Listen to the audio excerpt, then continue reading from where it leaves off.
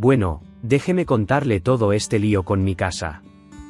Soy Miguel Ramírez, por cierto. Hombre, pasé lo que pareció una eternidad buscando el lugar adecuado, un sitio donde por fin pudiera dejar atrás el ruido de la ciudad y solo escuchar el mar. Ya sabe, ese ambiente tranquilo. Cuando me topé con este lugar, esta encantadora casa de 2 plantas frente al mar con un porche que la rodeaba por completo y estos enormes ventanales que daban directamente al agua, pensé, esto es. Me tocó la lotería. ¿La mejor parte de todas? Estaba legalmente separada de la comunidad de propietarios del vecindario. El tipo al que se la compré, Ricardo Campos, un señor mayor que había vivido allí como 30 años, juró y perjuró que la casa nunca fue parte de la asociación, y nunca lo sería. Al parecer, hace mucho tiempo, cuando construyeron la comunidad por primera vez, el propietario original de mi parcela se negó rotundamente a firmar el acuerdo de la comunidad. Se aseguró de que su propiedad se mantuviera independiente. Ricardo me dijo que la comunidad había intentado varias veces a lo largo de los años incorporar la casa a su redil, pero siempre fracasaron. Para mí, esto era una ventaja enorme, todas las ventajas de un buen vecindario sin las reglas quisquillosas y las cuotas. Estaba entusiasmado. Cerré el trato, me mudé, comencé a soñar con planes de renovación. Pero desde el primer día, sentí esta vibra extraña. Los vecinos no estaban precisamente extendiendo la alfombra roja. Mientras transportaba cajas, pillé a gente espiando desde detrás de las cortinas, susurrando en sus porches. Saludé a una pareja al otro lado de la calle, solo se miraron, se dieron la vuelta y entraron. Muy amables. La hostilidad más obvia provenía de esta mujer, siempre con un sombrero de sol enorme y gafas de sol gigantes. Realmente no se le veía la cara, simplemente parada al borde de mi entrada, con los brazos cruzados, mirando como si le hubiera pateado personalmente a su perro. Traté de restarle importancia. Quizás no estaban acostumbrados a gente nueva. Quizás solo eran unos pijos de playa estirados. Lo que fuera. Ahora era mi casa, y no me iba a ir a ninguna parte. Tardó exactamente 2 días en empezar el problema.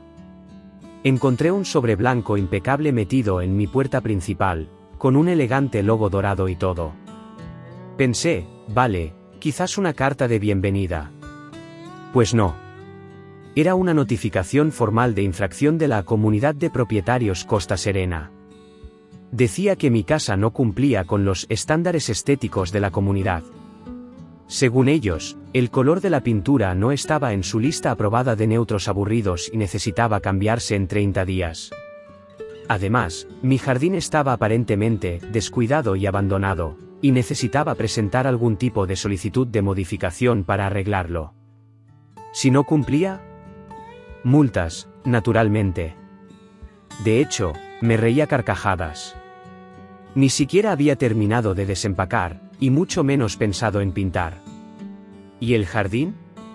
Me parecía bien.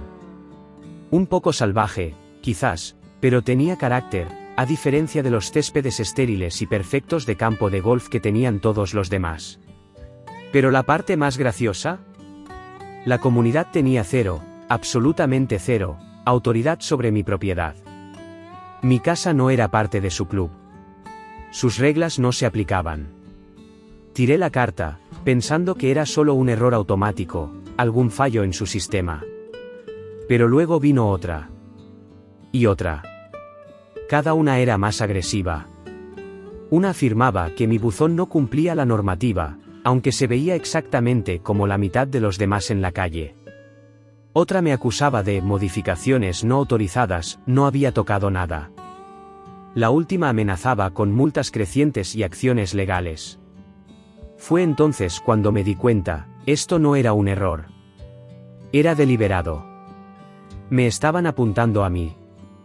Unos días después, finalmente conocí a la mujer del sombrero de sol, Begoña Jiménez, presidenta de la comunidad Costa Serena. En el momento en que abrió la boca, supe a qué me enfrentaba. Tenía esa cortesía empalagosamente dulce y ensayada que simplemente destilaba condescendencia. Prácticamente podías sentir el desdén que irradiaba. Dejó meridianamente claro que no estaba contenta de que yo estuviera allí.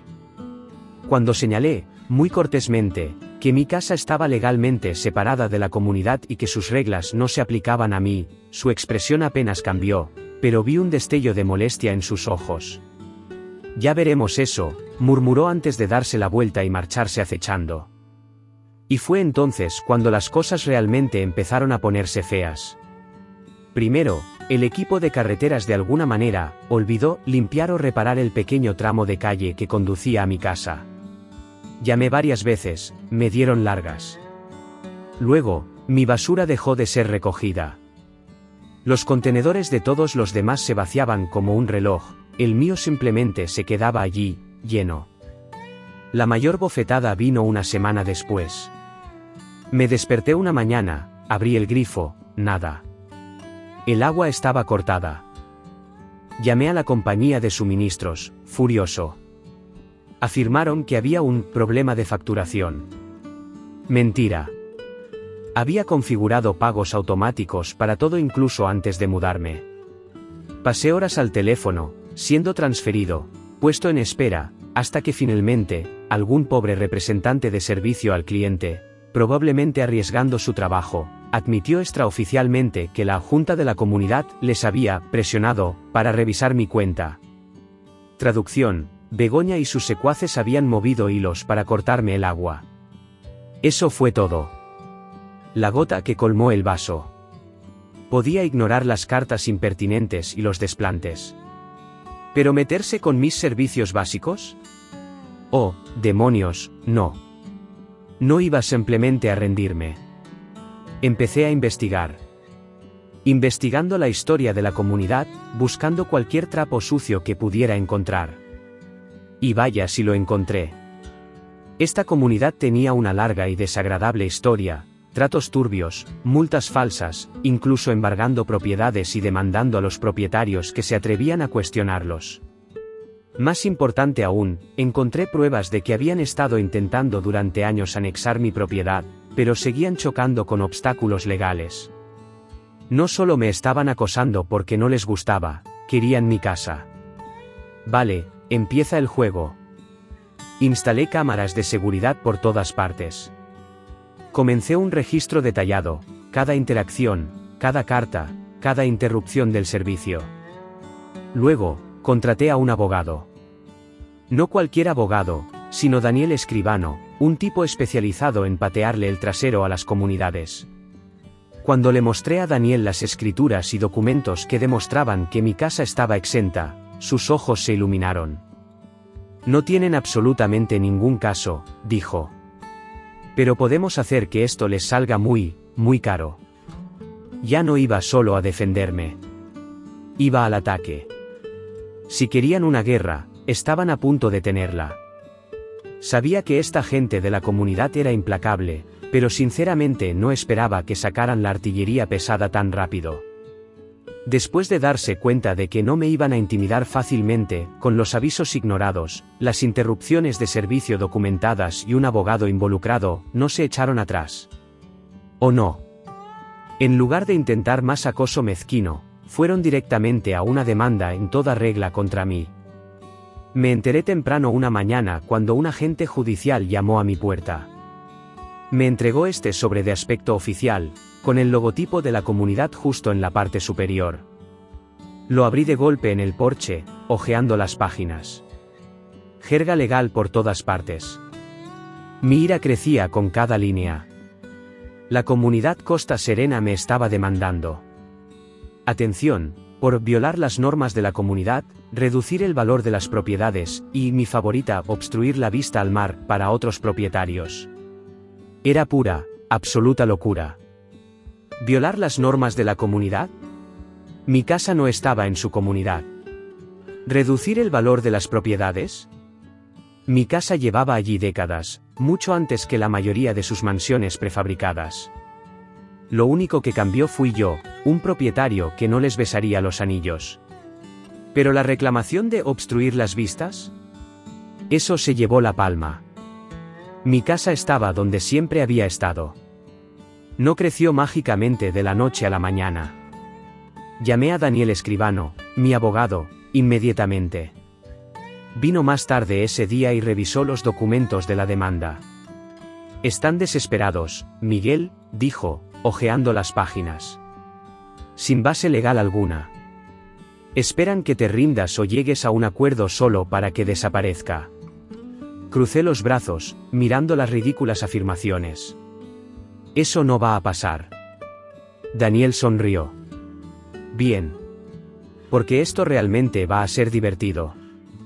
Eso es lo que pasa con estas peleas de comunidades, explicó Daniel. Son complicadas, se alargan, pero cuando la ley está claramente de tu lado, puede ser satisfactorio ver a los matones retorcerse. Había pasado años derribando comunidades corruptas, y ya podía ver los agujeros en su caso. Están tratando de argumentar que tu casa es una defesio, explicó. Tonterías subjetivas. No se sostendrá. Afirman que tus renovaciones están causando interrupciones, ni siquiera has comenzado las renovaciones. Pero esta afirmación de la vista al mar, ese es su último recurso desesperado. Solté un suspiro agudo. Sí, explícamelo otra vez. Vale, tu casa está en un terreno ligeramente más alto, ¿verdad? Van a argumentar que bloquea la vista panorámica que algunos vecinos solían tener. Afirmarán que esto reduce el valor de sus propiedades y que tú deberías pagar por su supuesta pérdida. Simplemente lo miré fijamente. Eso es una locura. Mi casa ha estado aquí desde siempre. Daniel se rió sombríamente.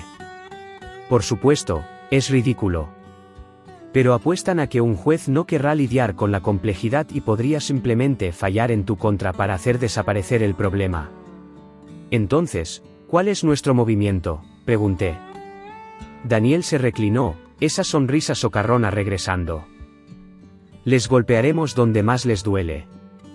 Primer paso, presentar una petición de desestimación. Obligar a la comunidad a proporcionar realmente una razón legal para sus reclamaciones antes incluso de llegar a juicio. Daniel también redactó una contrademanda demoledora, acoso, difamación, interferencia ilegal con los derechos de propiedad. Si la comunidad pensaba que podían intimidarme sin consecuencias, estaban muy equivocados. Ya no solo jugaba a la defensiva. Pasé la semana siguiente reuniendo cada pizca de evidencia que tenía. Las interrupciones del servicio, los encuentros hostiles, las cartas amenazantes. Incluso mejoré mis cámaras de seguridad, de última generación, alta definición, cubriendo todos los ángulos. Si alguien de la comunidad ponía un pie en mi propiedad o intentaba alguna jugarreta, tendría pruebas nítidas. Y mira por dónde, esa inversión dio sus frutos rápidamente. 3 días después, mis cámaras captaron a la mismísima Begoña Jiménez, parada justo al borde de mi césped con otro miembro de la junta. Las imágenes los mostraban señalando mi casa, midiendo algo con una cinta métrica, negando con la cabeza y tomando fotos. Daniel se rió a carcajadas cuando le mostré las imágenes. Están tratando de fabricar pruebas.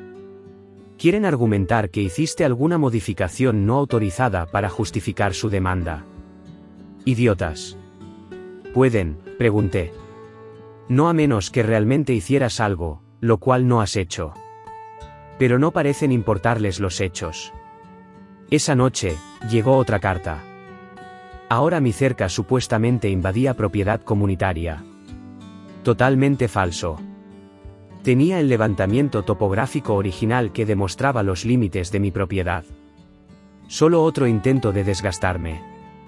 Pero ya no solo reaccionaba. Comencé a investigar a la propia comunidad. Hablando con otros propietarios que habían tenido encontronazos con la junta. Al principio, la gente tenía miedo de hablar. Las represalias de la comunidad eran un miedo real. Pero cuando vieron que realmente me estaba defendiendo y demandándolos, unas pocas almas valientes comenzaron a sincerarse.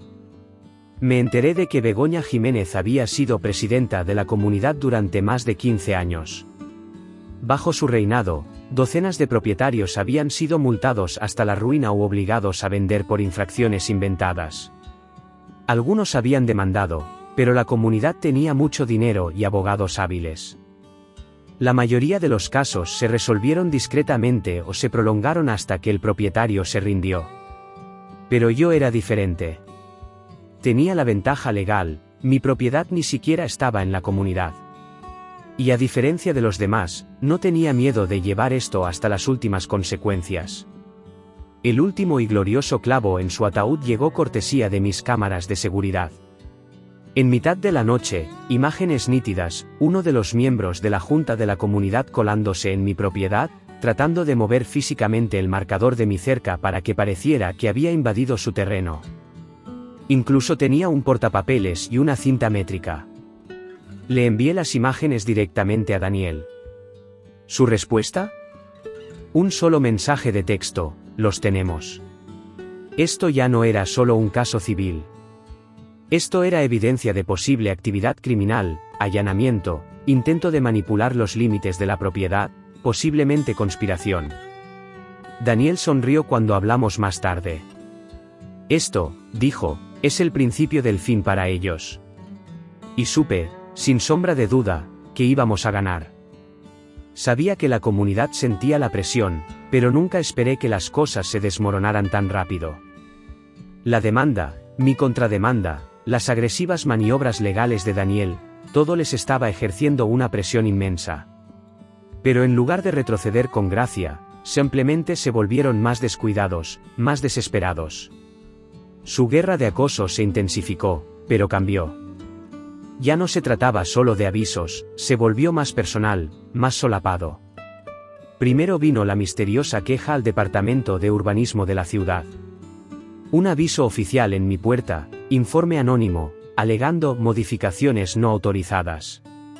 Era casi divertido, considerando que aún no había clavado ni un solo clavo para las renovaciones.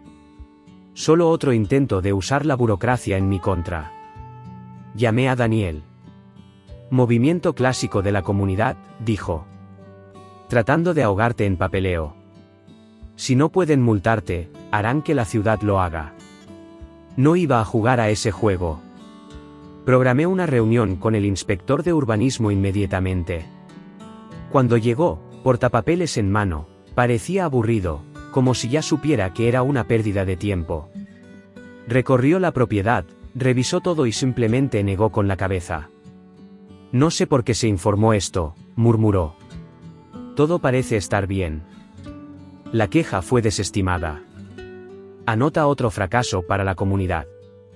2 días después, me desperté y encontré mi entrada completamente bloqueada. Una enorme pila de grava y conos de construcción justo en la entrada. No podía sacar mi coche. Revisé las cámaras de seguridad.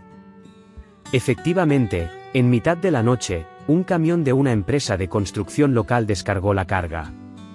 ¿Y el conductor? Llevaba un chaleco de la comunidad Costa Serena.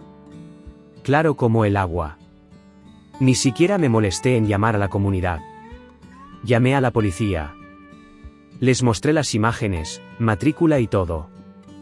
Rastrearon el camión hasta un contratista que, sorpresa sorpresa, hacía trabajos regulares para la comunidad. La policía prometió investigar, pero noté que no querían enredarse en lo que veían como una disputa vecinal. Probablemente solo un malentendido, dijo un oficial. Claro. Terminé pagando a una empresa privada para que limpiara la grava yo mismo, pero puedes apostar a que guardé esas imágenes. Más leña al fuego.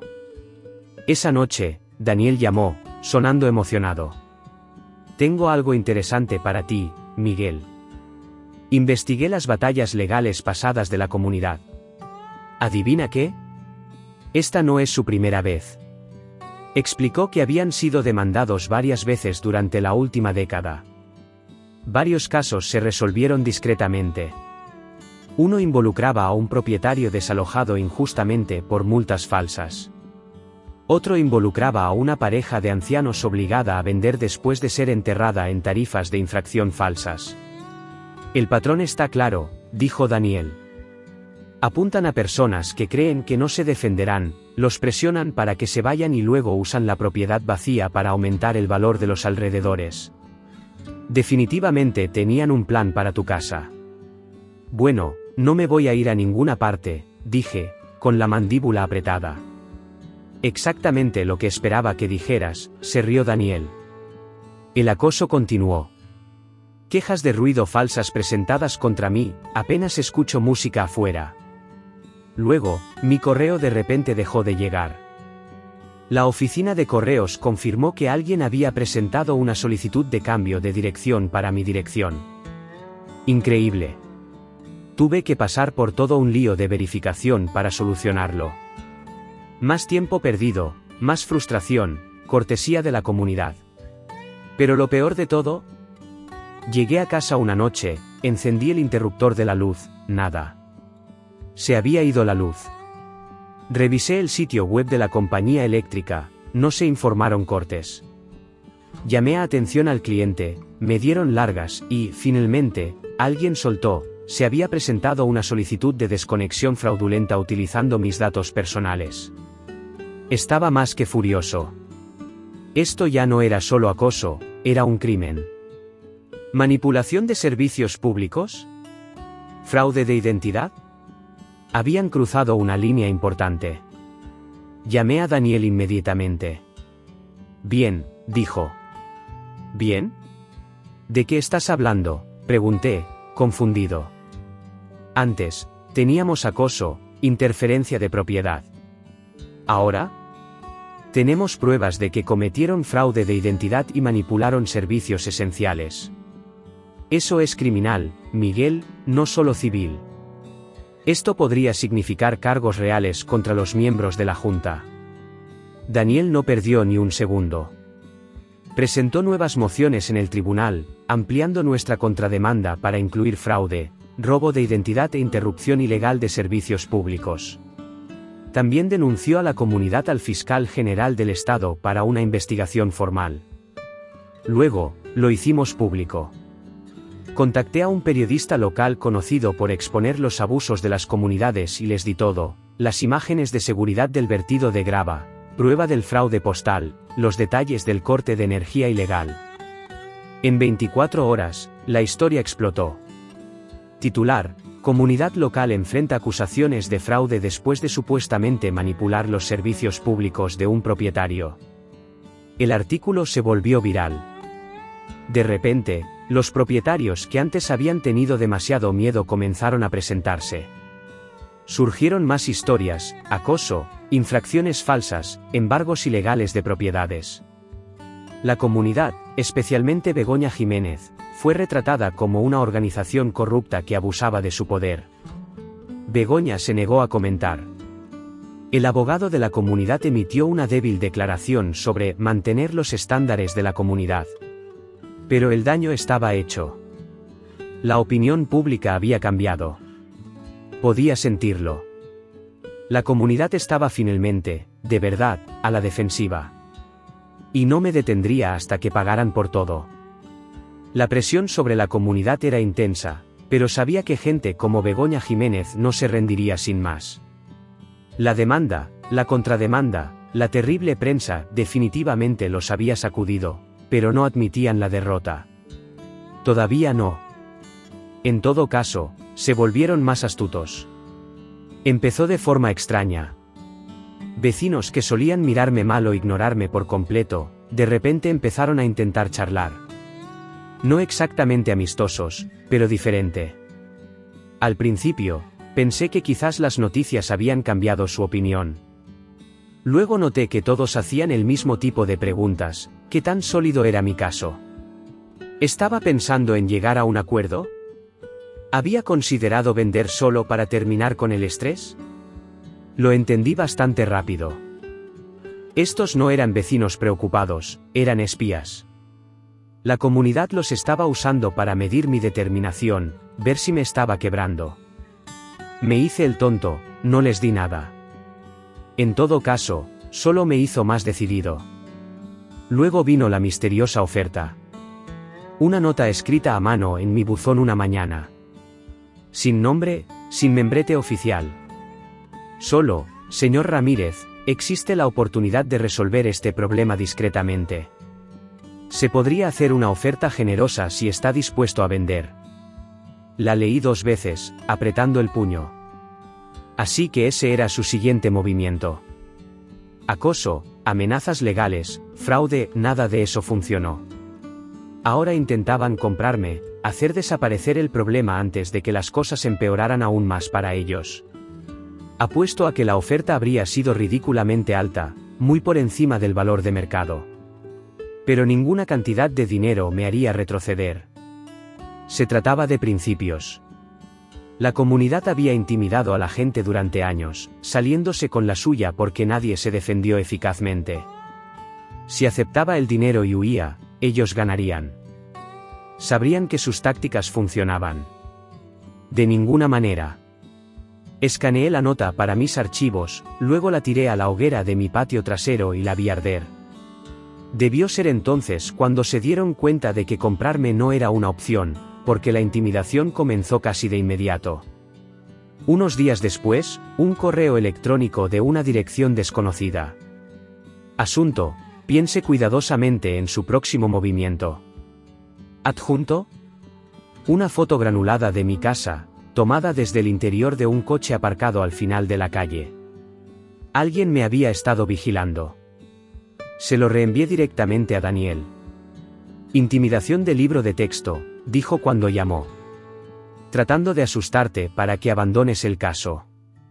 Sentí un escalofrío, pero sobre todo ira. Multas falsas, cortes ilegales, allanamiento, eso era una cosa. Esto se sentía diferente, más directo. Te estamos vigilando. Esto ya no es solo civil, dijo Daniel sombríamente. Presentamos una denuncia policial. Acoso, acecho. Fui a la comisaría esa tarde, presenté el correo electrónico y todas las demás imágenes de seguridad. El oficial esta vez pareció tomarlo más en serio. Esto cruza una línea, dijo. Abriremos una investigación. Esa noche, instalé aún más cámaras. Todos los ángulos cubiertos. No me iban a pillar desprevenido. La siguiente escalada vino de la ciudad de nuevo. Otro aviso naranja brillante en mi puerta, orden de inspección inmediata. Otra queja anónima alegando múltiples violaciones de seguridad y zonificación. Incluso agregaron una línea sobre intrusos públicos y un grupo armado que potencialmente planeaba un ataque originado desde mi propiedad. Era tan exagerado que casi me río. Intentando el mismo truco fallido de zonificación otra vez, pero añadiendo una capa de alarmismo. Patético. Llamé a Daniel. Deben tener a alguien dentro de la oficina de urbanismo, suspiró. Moviendo hilos. Llamé yo mismo a la oficina de urbanismo, programé la inspección para ese mismo día. El inspector apareció con aspecto molesto, como si supiera que era falso. Recorrió la propiedad, revisó algunas cosas, negó con la cabeza. Aquí no hay nada malo, murmuró. Sin violaciones, sin problemas de seguridad, nada. Otro callejón sin salida para la comunidad. Pero ya no solo me defendía. Daniel había estado ocupado reuniendo testimonios de otras víctimas, personas intimidadas para vender, afectadas por multas ilegales, demasiado asustadas para luchar hasta ahora. Con las imágenes de allanamiento, los correos electrónicos de acoso, la evidencia de fraude y ahora estos testimonios, teníamos un arsenal. El primer avance real, Daniel presentó denuncias penales formales contra miembros específicos de la Junta, incluida Begoña Jiménez. Esto ya no era solo una demanda, era una investigación criminal. De repente, los intocables miembros de la Junta entraron en pánico. El acoso se detuvo de la noche a la mañana. No más cartas, ni multas falsas, ni coches al acecho. Los vecinos que habían estado espiando para la comunidad de repente no podían mirarme a los ojos. Luego, la señal más grande, se convocó una reunión de emergencia de la comunidad. No fui, pero no necesitaba hacerlo. A la mañana siguiente, un mensaje de texto de uno de mis partidarios secretos internos: Begoña renunció anoche. La Junta está en caos. Hablando de resolver la demanda. Solté un suspiro lento, una verdadera sonrisa extendiéndose por mi rostro. Habían perdido el control. Y no me detendría hasta que cada uno de ellos enfrentara las consecuencias. Sabía que la comunidad estaba conmocionada, pero también sabía que gente como Begoña Jiménez y sus secuaces no desaparecerían tranquilamente. La demanda, la investigación criminal, la terrible prensa había roto su poder, pero no admitían la derrota. Si acaso, probablemente estaban luchando por cubrir sus huellas. La dimisión de Begoña sumió a toda la comunidad en el caos. Sin su mano de hierro, los miembros restantes de la Junta aparentemente se volvieron unos contra otros, culpando a todos los demás por el desastre. Los propietarios que habían estado callados por miedo ahora exigían respuestas, compartiendo historias de terror de multas injustas, intimidación y fraude absoluto. Resultó que mi caso era solo la punta del iceberg. No pasó mucho tiempo antes de que Daniel recibiera el correo electrónico. La comunidad quería llegar a un acuerdo. Estaban listos para negociar. Leí el correo electrónico, sintiendo una extraña mezcla de satisfacción e ira fría. Después de todo lo que me hicieron pasar, el estrés, la invasión de la privacidad, las amenazas, ¿pensaban que podían simplemente extender un cheque y hacer que todo desapareciera? Daniel sonrió cuando se lo mostré. Están aterrorizados, dijo. Saben que si esto va a juicio, todo saldrá a la luz. El fraude, el acoso, los correos electrónicos que prueban que te atacaron. Esta demanda no solo les costará dinero, podría llevar a algunos de ellos a la cárcel. Lo pensé. Llegar a un acuerdo significaba dinero garantizado, el fin de la batalla legal. Pero también se sentía como dejarlos ir fácilmente. No solo quería una compensación, quería responsabilidad. Quería asegurarme de que nunca pudieran volver a hacerle esto a nadie más. ¿Y si no llego a un acuerdo?, le pregunté a Daniel. Se encogió de hombros. Entonces vamos a juicio. Y los aniquilamos. Ir a juicio era tentador. Verlo retorcerse en el estrado. Pero me di cuenta de que algunas victorias son más grandes que simplemente ganar en los tribunales. Quería un cambio sistémico. Quería desmantelar la máquina corrupta que habían construido. Así que, envié mis términos. No negociables. Primero, la comunidad tenía que retirar su ridícula demanda contra mí inmediatamente. Y tenían que emitir una declaración pública admitiendo que no tenían absolutamente ninguna autoridad legal sobre mi propiedad, nunca la tuvieron. Segundo, reembolsos. ¿Cada propietario al que habían multado ilegalmente durante los últimos 10 años? Tenían que devolverles el dinero, con intereses. Y emitir una disculpa pública por sus prácticas depredadoras. Tercero, supervisión obligatoria.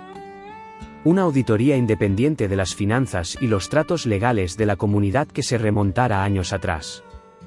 Nuevas reglas estrictas para prevenir la corrupción y el abuso de poder. Cuarto, toda la junta tenía que dimitir. Hasta el último de ellos. Sin excepciones. Daniel leyó mi lista, sus cejas prácticamente tocando la línea del cabello. Te das cuenta de que van a perder la cabeza por esto, ¿verdad? Que lo hagan, dije. No tengo nada más que perder.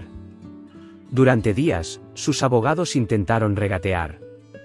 Ofrecieron más dinero. Intentaron suavizar los términos.